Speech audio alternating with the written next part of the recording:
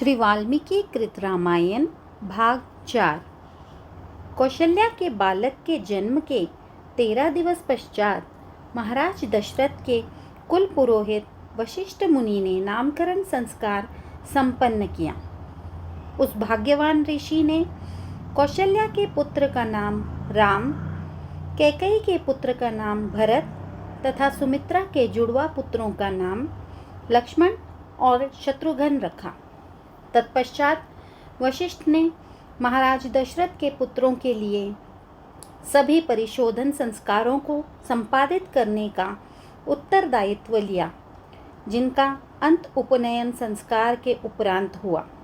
वशिष्ठ के मार्गदर्शन में चारों भाई वेदों के ज्ञाता, महान पराक्रमी तथा समस्त दैविक गुणों को धारण करने वाले हो गए।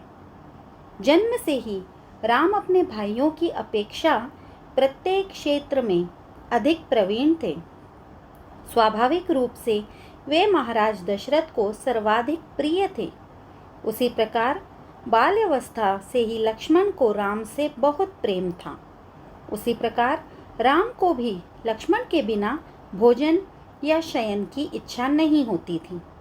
जब राम आखेट के लिए जाते थे तब लक्ष्मण उनके साथ अवश्य होते।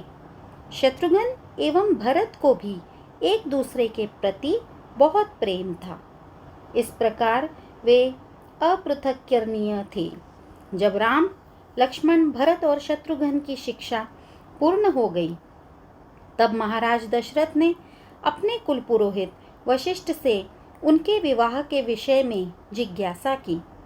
जिस समय ये सब चर्चा चल रही थी उसी समय अयोध्या में महान और पराक्रमी ब्रह्म ऋषि विश्वामित्र पहुँचे।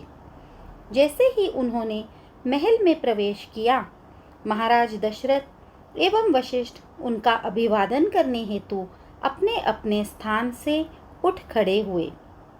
समुचित रीति से उनका सत्कार करने के पश्चात दशरथ उन्हें राजमहल में लाए तथा उन्होंने विश्वामित्र को सिंहासन पर बैठाया।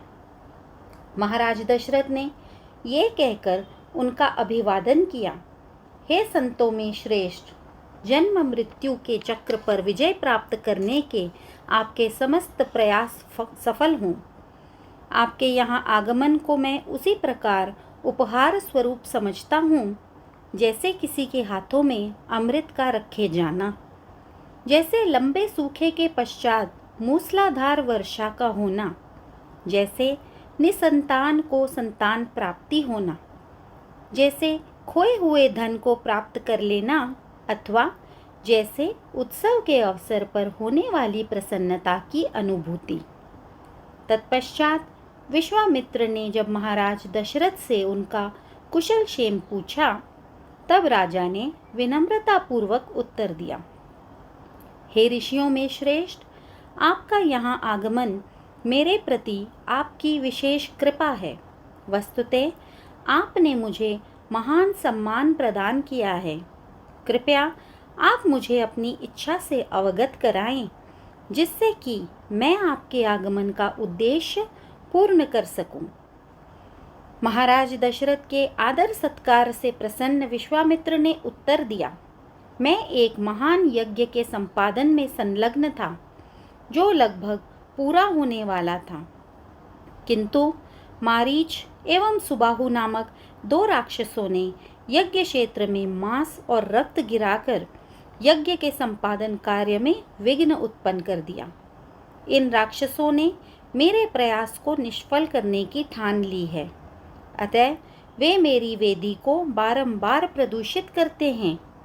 हे राजन, इन भयानक राक्षसों का वध करने के लिए मैं आपके पुत्र राम को अपने आश्रम ले जाने के लिए आया हूँ, ताकि मैं अपना यज्ञ पूर्ण कर सकूं। कृपया आप पितृ स्नेहवश मेरे आग्रह को पूरा करने में किसी प्रकार का संकोच न करें, क्योंकि मैं आपको आश्वासन देता हूँ कि राम इस कार्य को सरलता से कर सकते हैं। आपकी उदारता के लिए मैं निश्चित रूप से आपको वरदान दूंगा। अतः आप मात्र 10 दिनों के लिए राम को ले जाने की आज्ञा दें। आप निश्चिंत रहें, राम सुरक्षित रूप से वापस लौट आएंगे। विश्वामित्र के शब्दों ने महाराज दशरथ के हृदय को भेद दिया। राजा का समूचा शरीर कांपने लगा। इसके पश्चात जब ऋषि चुप हो गए, राजा सिंहासन पर ही मूर्छित हो गए। कुछ क्षणों के बाद महाराज दशरथ को चेतना आई। जब उन्होंने पुनः राम के वियोग का विचार किया, तब फिर अचेत होकर धरती पर गिर गए। 1 घंटे के पश्चात जब उन्हें चेतना आई, तब उन्होंने विश्वामित्र को देखकर याचना की, हे मुनियों में श्रेष्ठ एवं सबके हितैषी, मेरे प्रिय पुत्र राम की आयु मात्र 16 वर्ष की है। उसने अभी तक अपनी सैन्य शिक्षा पूर्ण नहीं की है और कभी भी युद्ध भूमि में प्रवेश नहीं किया है। कृपया मेरे अनुभवहीन पुत्र को इस कार्य के लिए न मांगे। इसके स्थान पर राक्षसों का वध करने के लिए मुझे अपनी अक्षौहिणी सेना सहित आपके साथ आने की आज्ञा दें। तथापि यदि आप राम का जाना आवश्यक है, तो मुझे एवं मेरी सेना को उसकी ओर से युद्ध करने की आज्ञा दें। मेरे आदरणीय विश्वामित्र, मैं वृद्ध हूँ। मैं राम के बिना जीवित रहने में अक्षम हूँ। कृपया करके मुझे बताएं कि वे 2 राक्षस कौन हैं तथा उनके पराक्रम की सीमा क्या है। विश्वामित्र ने उत्तर दिया, राक्षसों के राजा का नाम रावण है और अब वो पूरे विश्व को सता रहा है। जब वो किसी यज्ञ में विघ्न उत्पन्न करने स्वयं नहीं जाता, तब मारीच और सुबाहु को विघ्न उत्पन्न करने हेतु नियुक्त करता है। रावण का नाम सुनते ही महाराज दशरथ अत्यंत निराश हो गए। उन्होंने कहा, रावण के साथ युद्ध करने योग्य कोई नहीं है। मेरे अथवा मेरे पुत्र के लिए ये दोनों राक्षस भी अति भयंकर हैं। मैं ऐसी आज्ञा नहीं दे सकता। वस्तुतः मैं अपने पुत्र को आपके संग जाने की आज्ञा देने के विचार को भी सहन नहीं कर सकता। दुख से विक्षिप्त महाराज दशरथ विश्वामित्र के आग्रह को नकारते हुए असंगत वाणी बोलने लगे। अतः ऋषि विश्वामित्र अति अपमानित हुए एवं क्रोध में आकर बोले, अरे मूर्ख राजा, तुम्हारी ये धृष्टता तुम्हारे वंश के विनाश का कारण बन जाएगी। तुमने मेरी बात मानने की प्रतिज्ञा की है और अब अपने वचन से मुंह मोड़ रहे हो। एक ब्राह्मण के प्रति ऐसा व्यवहार रघुवंश में इससे पहले कभी नहीं देखा गया है। अतः इस घृणित स्थान से मैं तुरंत प्रस्थान करूंगा। विश्वामित्र के इस प्रकार अकस्मात क्रोधित होने से धरती हिल उठी। यहाँ तक कि स्वर्ग में देवतागण भी भयभीत हो गए। स्थिति की गंभीरता को देखते हुए वशिष्ठ शीघ्र महाराज दशरथ के पास जाकर बोले, हे राजन, धर्मपरायणता को त्याग कर आपने पूर्व संचित पुण्यों का नाश न करें। आपने दृढ़ प्रतिज्ञा की है, अतः आपको विश्वामित्र के राम को ले जाने के आग्रह को स्वीकार कर लेना चाहिए। मुझे नहीं लगता कि आपको किसी कारण से भयभीत होना चाहिए। पहले जब विश्वामित्र राजा थे, उन्होंने भगवान शिव से वे दिव्य शस्त्र प्राप्त किए थे, जो दक्ष की पुत्रियों जया एवं सुप्रभा द्वारा उत्पन्न किए गए थे। विश्वामित्र निश्चय ही ये शस्त्र एवं राक्षसों के संहार की शक्ति राम को प्रदान करेंगे। वस्तुतः मारीच एवं सुबाहु का तो विश्वामित्र स्वयं सरलता से वध कर सकते थे, किंतु वे राम की सहायता इसलिए चाहते हैं ताकि आपके पुत्र के गौरव में वृद्धि हो। अपने गुरु के शब्द सुनकर महाराज दशरथ का भय कम हुआ। उन्होंने अपने मन को संतुलित होने का समय दिया। इस प्रकार शांत हो जाने पर महाराज दशरथ विश्वामित्र के प्रस्ताव से सहमत हो गए। महाराज दशरथ ने श्री राम को राज्य सभा में बुलवाया। दोनों भाई सदैव एक साथ रहते थे, अतः श्री लक्ष्मण भी अपने पिता के समक्ष उपस्थित हो गए। महाराज दशरथ ने अपने दोनों पुत्रों के सिर को स्नेहवश स्पर्श किया। तत्पश्चात दोनों भाइयों ने प्रस्थान किया।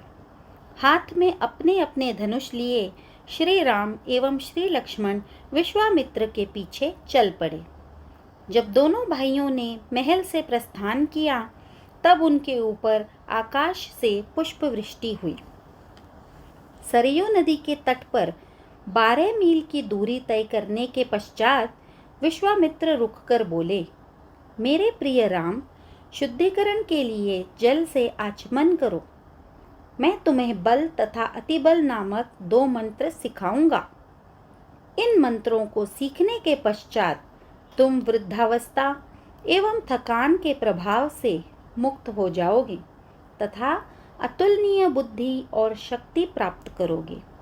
यद्यपि मुझे ज्ञात है कि ये गुण तुम्हारे में पहले से ही विद्यमान हैं, तथापि तुम्हारे लाभ हेतु मैं ये मंत्र तुम्हें सिखाना चाहता हूँ। मंत्र ग्रहण करने के पश्चात भगवान राम सहस्रों सूर्यों के तेज के समान देदीप्यमान हो उठे। उन तीनों ने सरयू एवं गंगा नदी के तट पर प्रसन्नतापूर्वक रात्रि व्यतीत की। वहां स्थित ऋषियों के आश्रम को देखकर राम ने उसके विषय में जिज्ञासा की।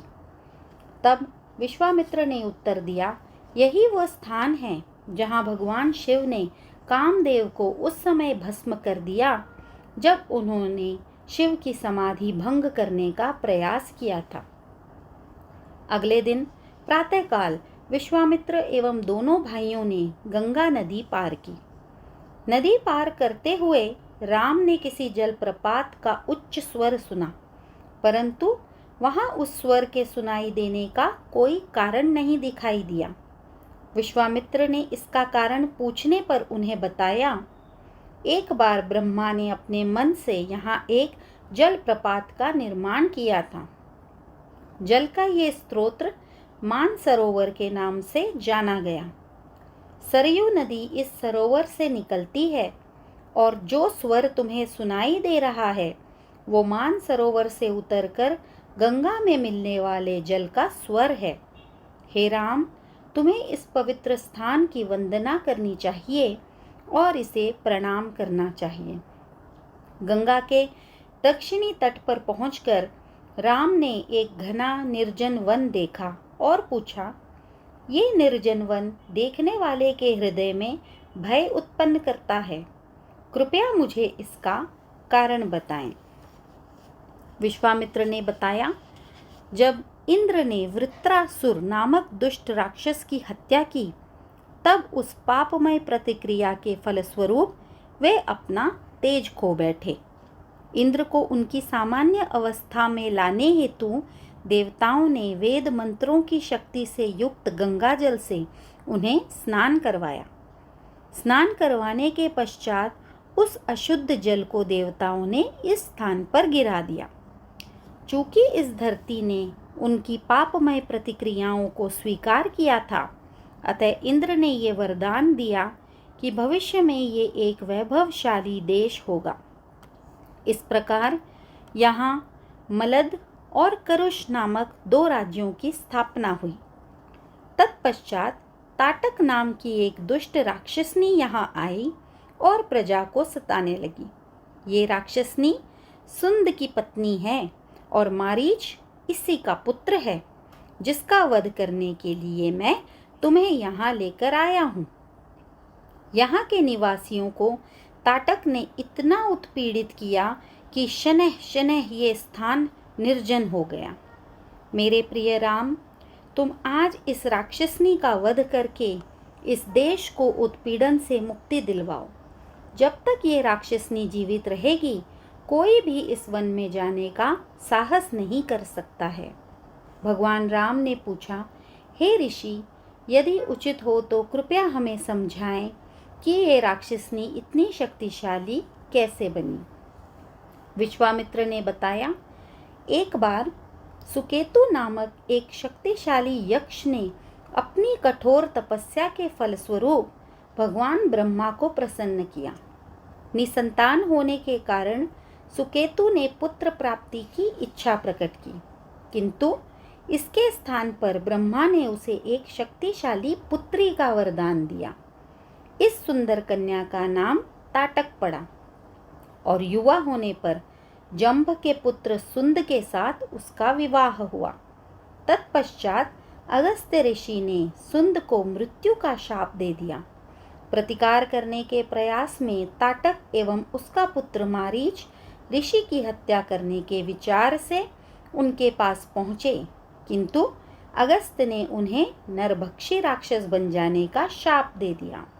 इस प्रकार सुंदर ताटक एक भयंकर राक्षसनी बन गई। क्योंकि अगस्त्य ऋषि इस क्षेत्र में ध्यान किया करते थे, अतएव ताटक यहाँ विघ्न उत्पन्न करती रहती है।